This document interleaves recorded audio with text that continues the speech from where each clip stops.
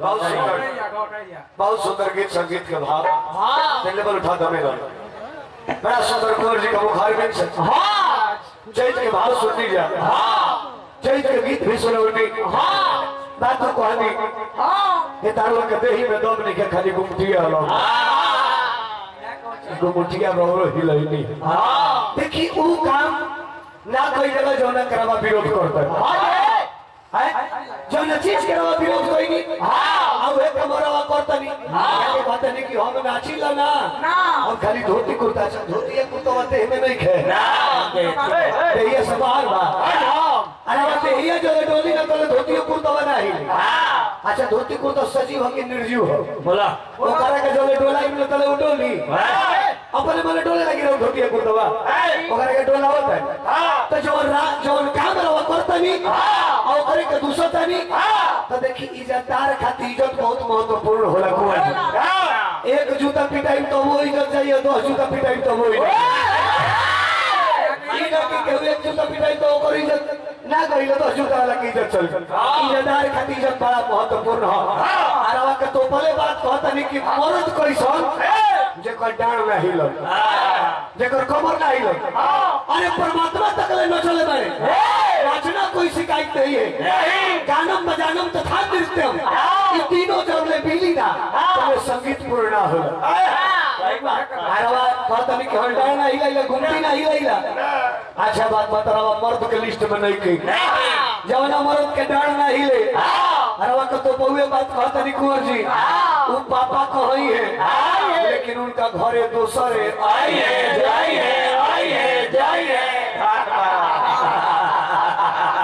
तो बहुए को बात रवा कहते हैं चैत के बाद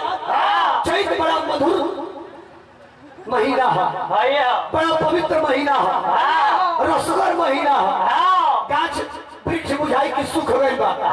तो होगी तुरंत पच से दूध फेंक दी वो सही पुरानी बुझाइए कि बुढ़ा गई बने इनका में कुछ बाना हाँ लेकिन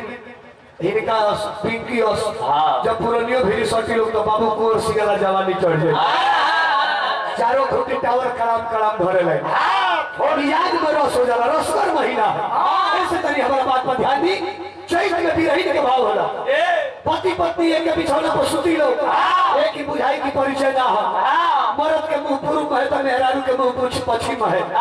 कौन तकले बहुत पसेनाई रही औजाई रही भाई रही और हरिया में ठंडा लागेला 12 बजे जमनु रात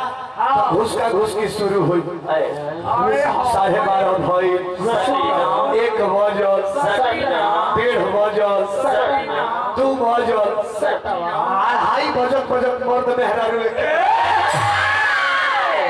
चादर ओढ़ले ना बुझाई में ना करी कि 2 आदमी सुतल बाकी 1 आदमी बा जब चादर घिंचम तो बुझाई कि 2 आदमी निकलल ई चैत के महीना के प्रभाव हो पंडित जी बाछी बेच के कमर किन ले रही ई चैत के महीना चैत के जान हाल में ढुकेला को भोर हरिया त देखी तनी शहर के भाव बा आय मुंह से बोली हो ए सखी गाय शाखा आज हमारे राजा जी घरे आई थी चना भुजुआई थी सातु पिसुआई थी आम के ठिकुरा तुरवाई थी चटनी पिसती उनका मुंह में खियाई थी घर में लेके जाई थी कीली लगाई थी तेल दबाई थी तेल लगाई थी दिया बुताई थी ओका बोका ना खेलाई थी बात ऐसा होला कि तोप के रखल जाला कुंवर जी तोपले में वो आनंद आवेला विचार करी है बात के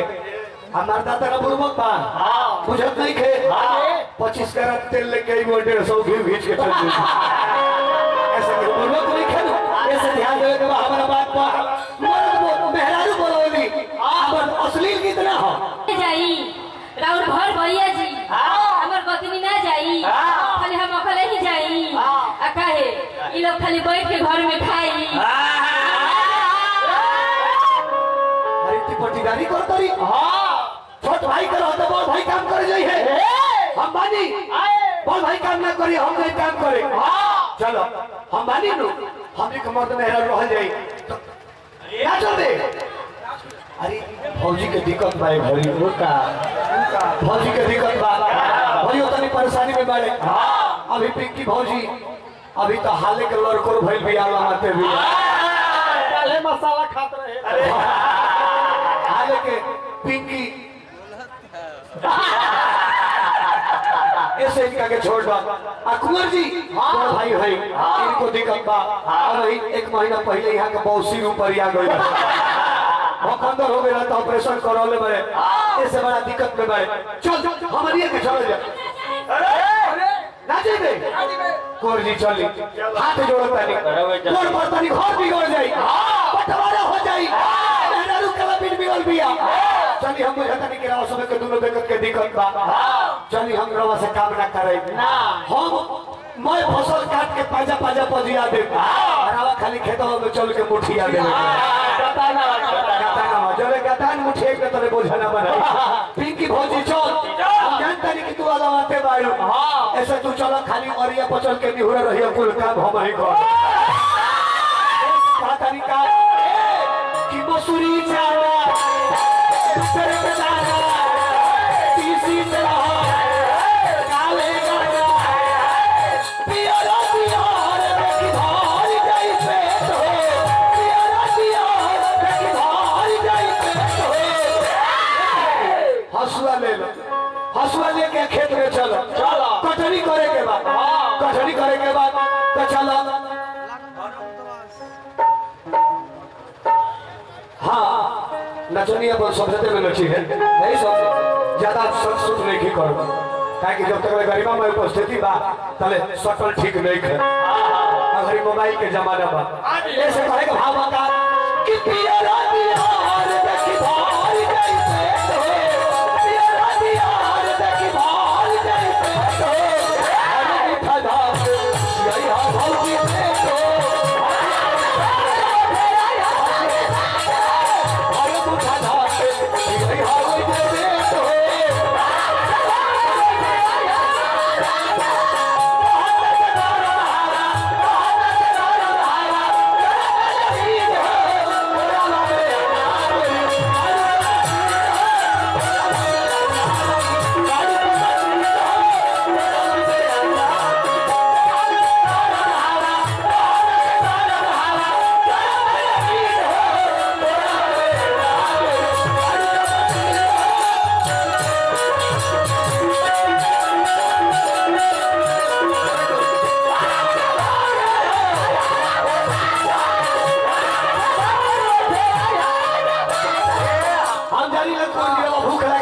लेकिन व्यवस्था हम करो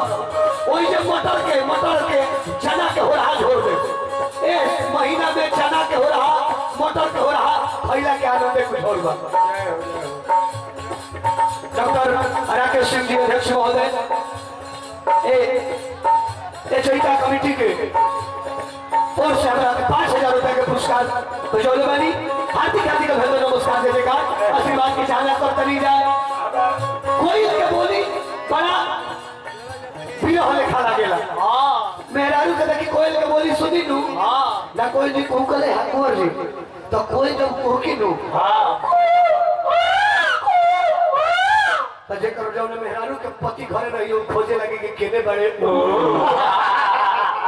आज जेकर पति प्रदेश में बड़े चैत के महीना में ओकरा फिर हकता होई जब कोयल कही कि पति घरे ना रहे तो मौगी कही के न तियोनिए जइतो चैत में नाई बता तारा जिया से कौन फायदा बा मेहरारू भातारी ए भावा कोई लरिया कारी बोली जब आगी रतिया